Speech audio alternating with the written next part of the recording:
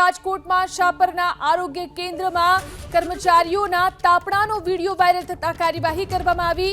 Pharmacist Sachin, lab technician રાધિકાને છૂટા કરવામાં આવ્યા। તો જે રીતે શાપરના આરોગ્ય કેન્દ્રમાં કર્મચારીઓએ તાપણું કર્યું હતું અને તેનો વિડીયો વાયરલ થયો હતો, તેને લઈને આ કાર્યવાહી કરવામાં આવી છે।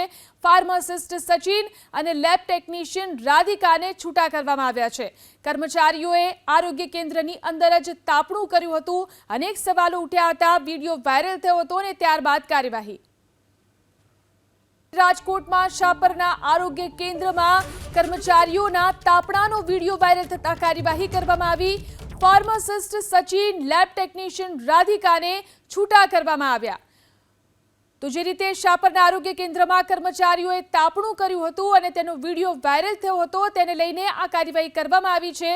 ફાર્માસિસ્ટ સચિન અને લેબ ટેકનિશિયન રાધિકાને છૂટા કરવામાં આવ્યા છે।